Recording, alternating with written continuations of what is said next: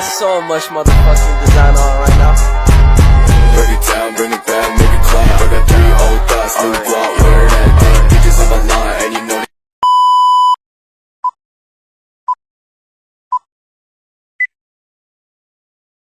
Kami dari kelompok 9 izin memaparkan materi terkait pendaftaran tanah secara lengkap.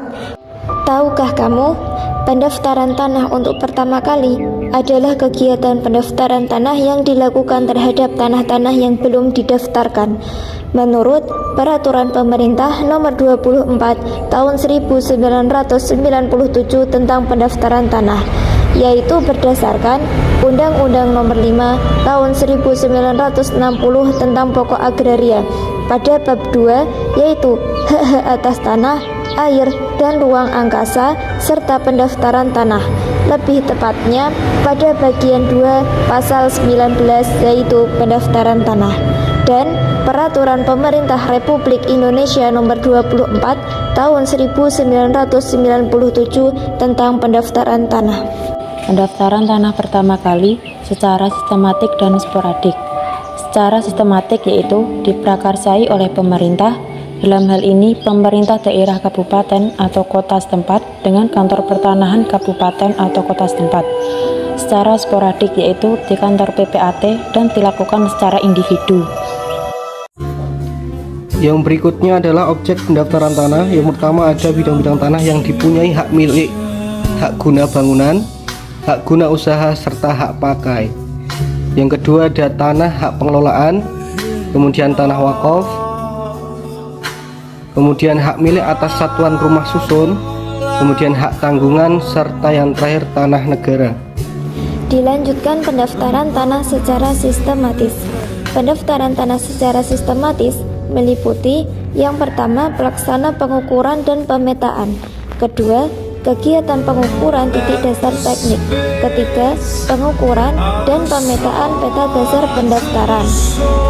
Pendaftaran tanah secara sistematik dibiayai dengan anggaran pemerintah pusat, daerah, atau secara swadaya oleh masyarakat dengan persetujuan menteri.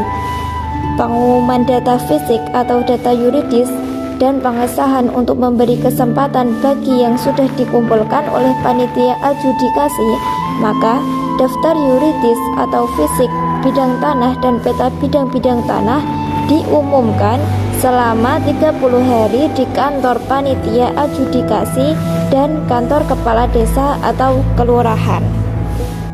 Penandatanganan sertifikat dilakukan oleh ketua adjudikasi atas nama kepala kantor pertanahan dengan mengutamakan wilayah desa atau kelurahan yang diantaranya: 1. Sebagian wilayahnya sudah didaftar secara sistematik.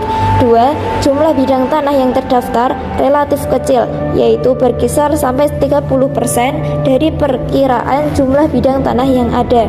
3. Merupakan daerah pengembangan perkotaan yang tingkat pembangunannya tinggi. 4. Merupakan daerah pertanian yang produktif. Dan yang kelima atau yang terakhir yaitu tersedia titik-titik kerangka dasar teknik nasional. Permohonan pendaftaran secara sporadik yaitu ada 12. 1. Permohonan pendaftaran tanah secara sporadik. Pemohon mengajukan permohonan pada kantor pertanahan agar didaftarkan haknya dengan melampirkan data-data yang diperlukan, diantaranya surat pernyataan kepemilikan suatu bidang tanah, surat pernyataan bahwa objek tanah tersebut tidak dalam sengketa atau tidak digadaikan dan tidak pula dalam sitaan, surat pernyataan pemilikan tanah dan pengisi formulir dari kantor pertanahan yang di dalamnya memuat tentang daftar tanah, saksi-saksi serta batas-batas tanah ditandatangani oleh pihak yang bersangkutan dengan diketahui dan ditandatangani oleh lurah dan camat setempat. Yang kedua, pemohon pembayar biaya di loket pendaftaran kantor pertanahan. Yang ketiga, melakukan pemeriksaan data fisik, penetapan dan pemasangan tanda batas, pengukuran serta pemetaan oleh petugas yang ditunjuk. Yang keempat, berdasarkan hasil pengukuran tersebut, petugas akan mengeluarkan gambar situasi berupa peta dalam ukuran berskala yang menerangkan letak tanah, keadaan tanah, batas dan luar tanah yang dimaksud. Yang kelima, dari hasil pengukuran yang didapat di lapangan dituangkan dalam suatu risalah penelitian data yuridis dan penetapan batas yang ditandatangani oleh seluruh anggota, tetangga batas, lurah setempat, petugas pertanahan, dan pengukuran yang ditunjuk. Yang kelima, melakukan pemeriksaan data juridis atau riwayat kepemilikan tanah oleh panitia pemeriksaan yang ditunjuk. Yang ketujuh, kemudian Kepala Kantor Pertanahan mengumumkan permohonan pengakuan hak atas tanah. Pengumuman tersebut dilakukan selama 60 hari 2 bulan berturut-turut di kantor pertanahan, kelurahan, dan kecamatan. Yang kedelapan, apabila waktu pengumuman sudah berakhir dan tidak ada keberatan dari pihak lain atas pengumuman tersebut, maka Kepala Kantor Pertanahan memberikan pengakuan hak sebagai hak milik pada pemegang hak atas tanah yang bersangkutan.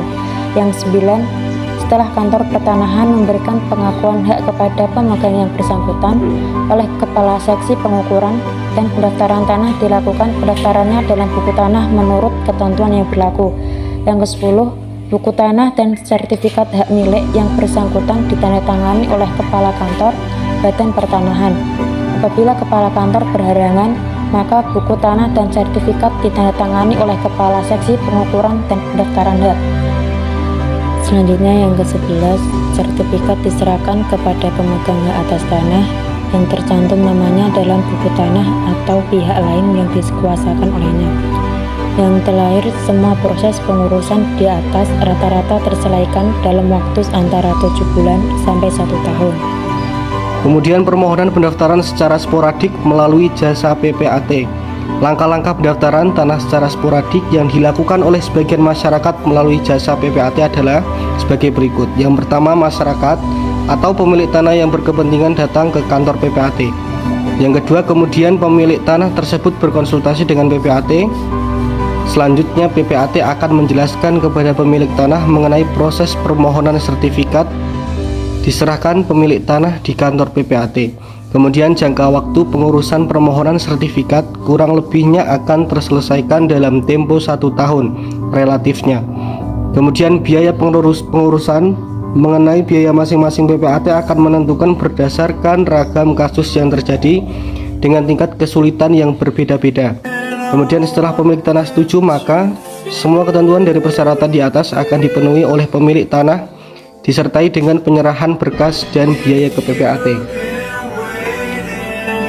Berkas-berkas yang telah diserahkan oleh klien atau pemilik tanah ke kantor PPAT kemudian ditindaklanjuti dengan pengecekan data-datanya. Selanjutnya, kelengkapan data akan dipenuhi oleh PPAT sebagai bentuk tanggung jawabnya.